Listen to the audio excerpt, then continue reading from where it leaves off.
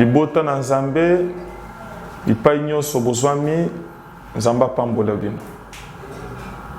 Ezali humble serviteur na bino l'apôtre Pierre Mbikai Katako mokambi ya lingomba ya Terre Sainte wezwami na commune ya Lingwala.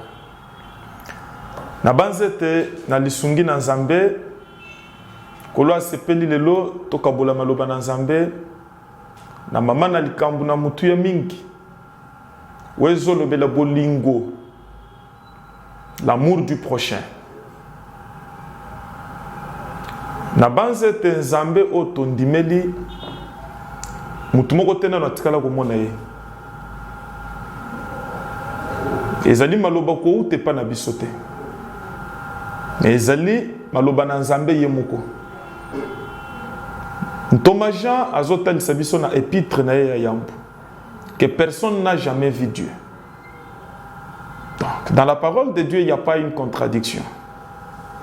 Mais nzambe tokola azali multiforme. Azali na lolenge batu bakomonela ye. Lolenge batu bakomonela nzambe ezali lolenge ya bolingo. Puisque na première épître ya Jean, na chapitre 4, verset 16, Bible ezoloba que Dieu est amour. Alors, tozolobela nzambe lokola bolingo, mais tozolobela bolingo ya ndeko na yo. Mukanda na nzambe ezoloba na Jean 3,16. Dans l'évangile, en Thomas zoloba que car Dieu a tant aimé le monde qu'il a donné son Fils unique, afin que quiconque croit en lui abungate, mais abikisama. Donc, tozomona que likambu ya kolinga prochain, eza likambu ebandi na nzambe ye moko. Nzambe ye moko lokola za bolingo. Nzamba ye ko témoigner yango na prochain na ye. Puisque Bible zoloba que l'homme fut créé à l'image de Dieu. C'est que mutu azali prochain na nzambe. Puisque akelama ki na lingi na nzambe. Mais mutu azala ki na position où ezala ki lisusu malamu te. Liboso na nzambe. Mutu abebana ki na nzambe. Puisque buka ki mibeko na nzambe. Et depuis tant ngongo mutu akoma ki kobika na kufa. Puisque la Bible dit que le salaire du péché c'est la mort. Mais malgré le positionnement ya mutu, ouais zala ki malamute. La Bible dit que nzamba linga ki mingi ba ya mukili. Sans tenir compte ya ba faiblesse na bango. Sans tenir compte ya ba défaut. Donc bolingo e bandeli e pa na nzambe. Envers ba prochain. Mais vous imaginez que ceux qui nzamba boya ka kolinga mukili. Pona kopesa mwana na ye ya linkinda. Mais nzamba linga ki a changé te. Alinga ki a koma ekela mute. Nzamba linga ki a tika la kaka mokeli. Et Dieu n'allait rien perdre. Mais lokola bolingo ezo mona intérêt personnel te. Bolingo ezo mona intérêt ya mutu mususu. C'est ainsi que nzamba mona ki position na ye ya ki bonzambe te. Oezala ki likolo na biloko nyonso ba ange bazongumba melaye bikela mu nyonso ezali kozongisele lokombo. Mais bolingo elamuka ki na kati na nzambe. Pona koya komi bonza a cause na bato ba yebaki yete. Puisque na tango wana bato nanu ba yebaki nzambe te. Na tango biso nanu to yebaki nzambe te, nzamba salinga ki biso. Pe nzamba bonza ki mwana na ye pona tina na biso. Et dès lors que mutozo ndimela nzambe, mutozo bota me pa na nzambe. Azo koma mwana na nzambe spirituellement, selon l'esprit d'adoption, le Saint-Esprit de Dieu, qui nous confirme que ya solo zali mwana na nzambe. C'est-à-dire que mutone fois la ta nature ya kibo mwana na nzambe. Kibo mwana na nzambe zali ya elongi na yo te mama. Même pas ya démarche na yo papa. Elongi eza ya papa na yo. Démarche eza ya mama na yo. Mais kibo mwana na nzambe c'est par rapport ya mulimu na nzambe waza na kati na yo. Et mulimu na nzambe wana zo peso nature ya kimwana na nzambe. Et nature ya kimwana na nzambe zali nature ya bolingo. Donc, l'air mutoza na bolingo ya ndeko na ye, c'est en ce moment-là De tokolo bakaza mwana na Nzambe. Et c'est en ce moment-là de tokolo bake muto yebi Nzambe. Mutokolo baka yebi Nzambe te. Soki aza na bolingo ya ndeko na ye te. Lelo toza na pasi mingi. Nous sommes un état laïque.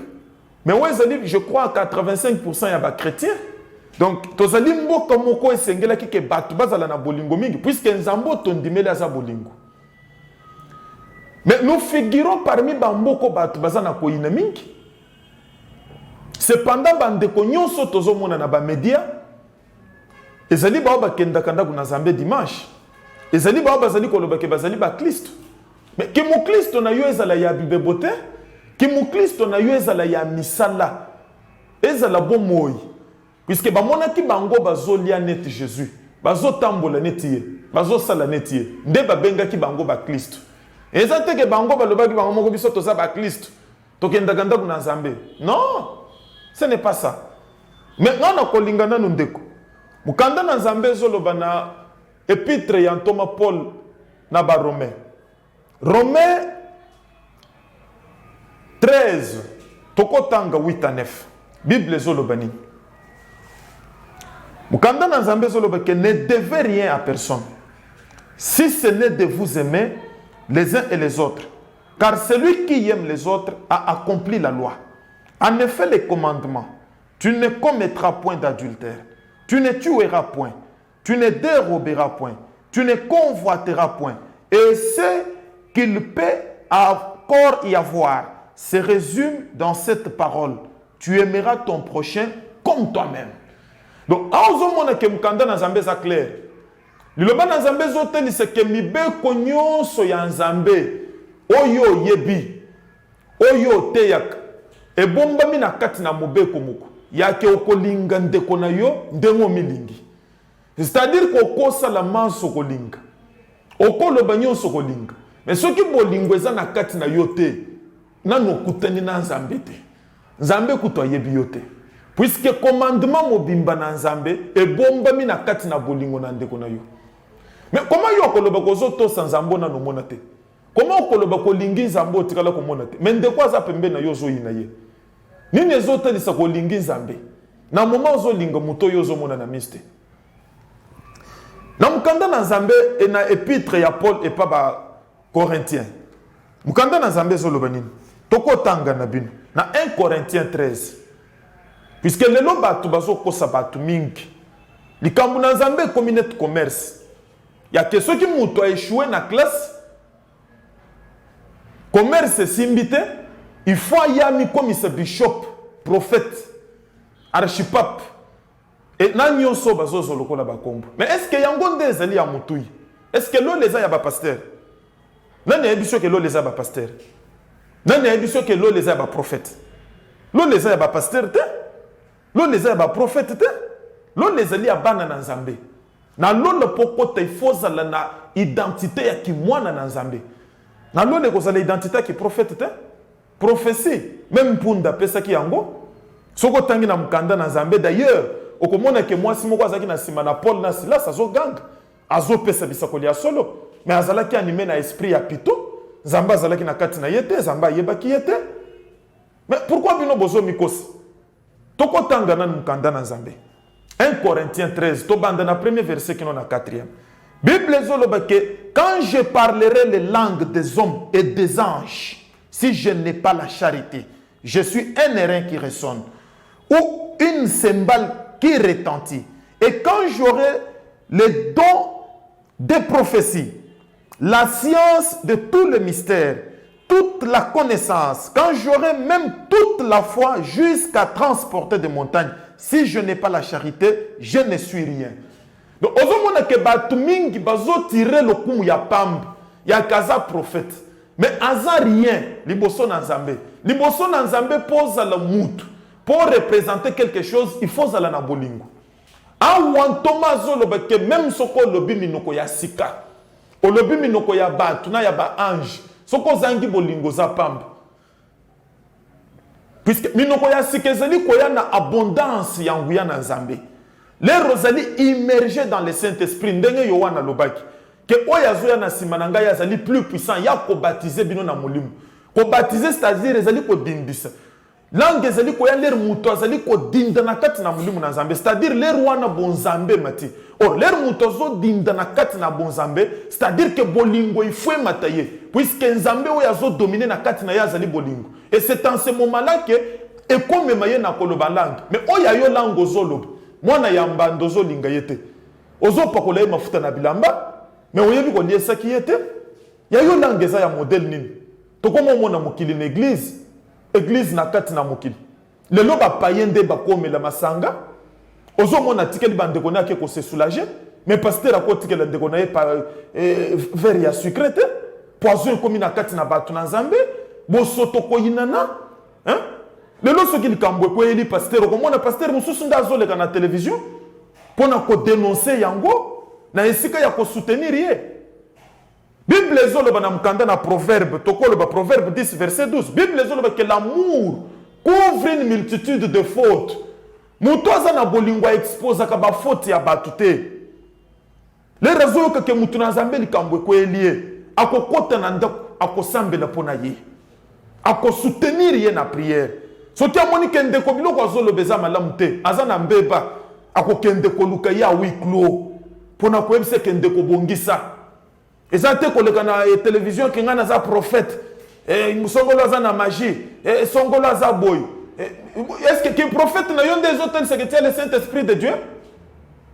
Bala m'a prophétisé que il avait le Saint-Esprit de Dieu. Et l'autre côté, c'est que tu as le Saint-Esprit de Dieu, tu es un enfant de Dieu. Et ça, il y a ça qui est prophète. D'abord, l'apôtre dit quoi? L'apôtre dit que et quand je distribuerai tous mes biens pour la nourriture des pauvres, quand je livrerai même mon corps pour être brûlé, si je n'ai pas la charité, cela ne me sert de rien. C'est-à-dire qu'il y a même possibilité de kababiloko. Ndenge tozo mona ba homme politique mususu balingi population te. Mais bazo la lisa bango pongi, akoya na tumwa semul ba yembelie. Objectif ezali bolingo te. Objectif eza ya keba lobi ba elirie. A garder bazwana le rakoya bima lisusu député. Mais homme politique oya za na bolingo ya peuple, ako n'est pas ko kabela bango, mais ako voter ba loi oya za na bénéfice ya peuple. Ceux qui ba nommer quelque part ako yiba mbongo ya mboka te. Puisque koyeba ke balabalo batu nyonso bakolekela yango ya yo bolingo ezali akoya na semul po muto alia lelo lobi akolia yo et après l'air bakokomisa yo ministre o vandeli wezali a intérêt ya batu nyonso vandeli et l'air wana komona oza na église ozo yemba kembo alléluia mama oyo sinazoloba na yo tika Nzamba bikisa yo. L'église des akaka soki louange bandi robo machine de mais makambo yozo sala na ndako. Est-ce que zotel c'est réellement koza mutu na Nzambe? Est-ce que Christ oya kufeli biso na Golgotha biso basumuki? Est-ce que azobika na kati na yo? Tu pardonnes difficilement. Tu exposes les faiblesses des autres. Et tu fais tout par esprit d'orgueil. Dans l'amour, il y a l'humilité. Dieu, en témoignant de son amour pour le monde, il s'est humilié en prenant la forme des hommes, en se rendant serviteur. Bolingo esala ke loko ezali ko attirer le coup personnel te. Bible ezoloba na 1 Samuel. Na mukanda na 1 Samuel 18, premier verset qui non na 4e. Bible ezoloba que Jonathan lingaki David comme son âme, il l'aima comme son âme. Et les ralingi David comme son âme. Jonathan zalaki prince, c'est lui qui devrait être l'héritier du trône. Mais alingaki David lokola molimo na yemuko. Et Bible ezoloba ka longola ki manteau, alongoli na épée, na ceinture mokaba na ye apesi David. L'amour fait passer ton prochain avant les biens. Avant les biens. Bolingo ezotel ça va intérêt na yo avant mutu te. Bolingo ezo mona mutu na valeur. Koleka biloko. Koleka biloko. Ya yo bolingo eza ya ndenge nini? Ya yo ki mukristo eza ya boni. Ki mwana na Nzambe o ya yo eza ya ndenge nini? Ki mwana na Nzambe o ya yo eza ya ndenge nini? Mais ngana kolinga bien aimé dans le Seigneur, que mon peuple asike souffler na mboka. D'ailleurs moi je bénis Dieu pour na komona que na sommet ya l'état, mon konzi ya mboka zali animé na sentiment ya bonzambe. Ouais, qu'on délivrer Mboko, puisque les Cambouis ont retenir Mboko dans la boue, c'est la haine. Ngana kolinga ke union sacrée za le refuge ya ba malfaiteur te. Eza la pensée unique ouais koki ko faire développer Mboka. Union sacrée faut kota na ba entreprise ya l'état. Il faut kota na opposition. Il faut kota na likanisia homme politique nyos batu bazala na bomoko bakanisa ndenge moko. Ba mon intérêt ya batu nyos. Bazala na ba intérêt égoïste te. Ya ozoluka ki ministre pona yo na libota na yo. Mais le projet où est posé la Kenzale, c'est la nakati na bato, on ozo kipe yangote. Après on y a le bon nom du peuple. Mais ce qu'on zala qui ko na bolingwa peuple, olinga ki olinga ba guerre kota na mboka te. Olinga ki guerre kota na mboka te. Puisque yo zu poste te.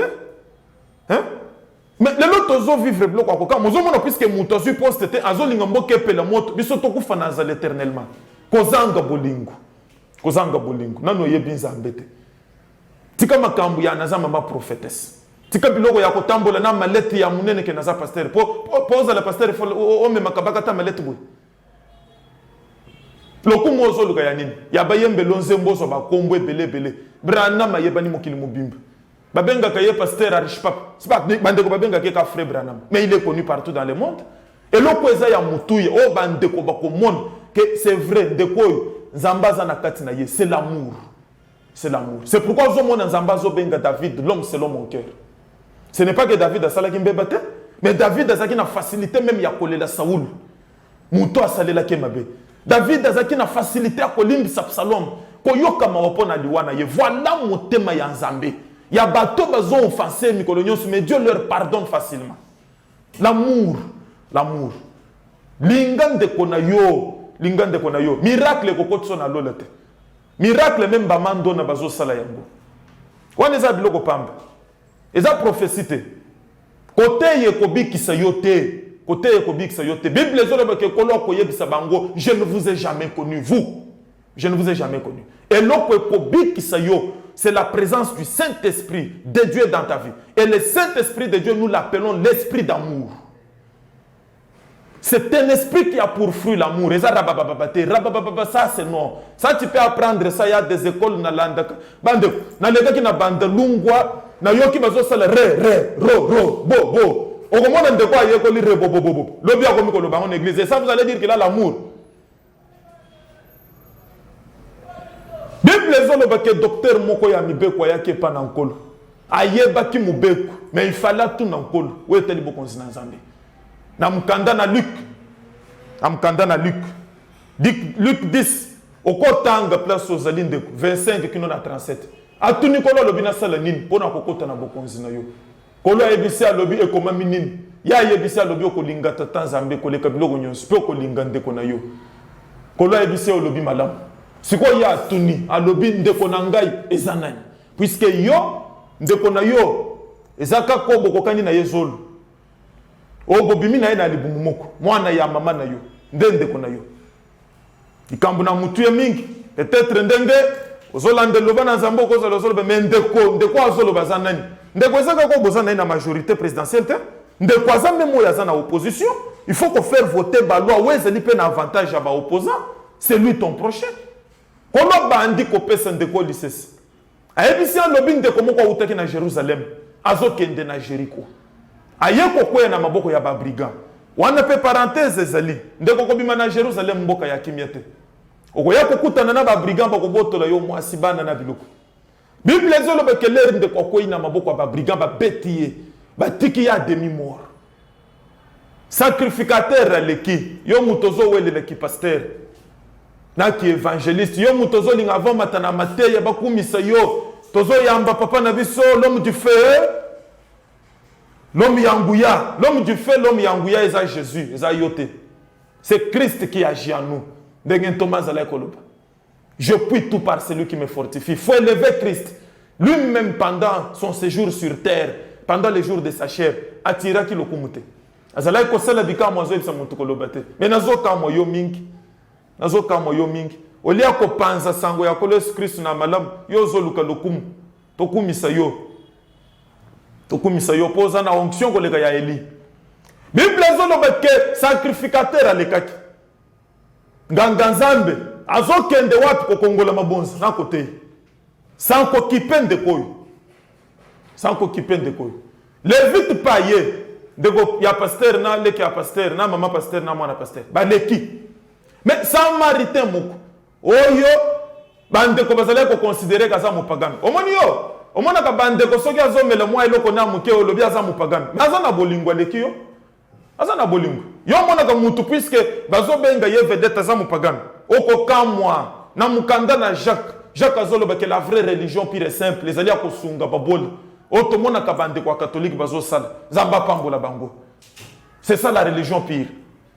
Bible ezoloba que mopagano pona ba juif ndeko sautaki Jérusalem azaki muyude mais mopagano azoleka un bon samaritain aya azuye en charge abongisi ye ake afutina hôtel atiki quelque chose alobi bo s'occuper na ye soki na zongi na koya kofuta l'air Jésus a sinisisi atuni docteur ya loi alobi na bandeko misatu nani azali prochain alobi samaritain oyo wapi oba considérer kaka za mopagano Jésus a yebisa alobi kende sala bongo okobikisama même yo pe ndeko moninga mikati na nkolo Yesu Kristo yo mtozala kolanda biso na ebite na Brazza na Angola na ingumba mboka kisasa sala pe bongo linga prochain na yo kokipe ba intérêt na yo nanu te mona lobiko ya mutuana olia koloba ndoki te ye repentance sambela pona ye nzamba bikisa ye olia koluka pouvoir ya moninga échouer soutenir ye mboka kende liboso lobi pe kozala tour na yo. L'amour, c'est ça notre Dieu. Il s'appelle Dieu amour. C'est ça. Sokoza na nzambe bolingo. Bible dit que si vous demeurez dans son amour et que lui demeure en vous, c'est pourquoi l'église primitive est là. Puisque bolingo na nzambe est là pour demeurer na kati na bango. Et par cet amour de Dieu, ils invitaient la présence du créateur de l'univers, le Dieu de miracles, l'opérant des signes et de prodiges. Tikete nzambe na lol apambola bino nyonso bisika bozali.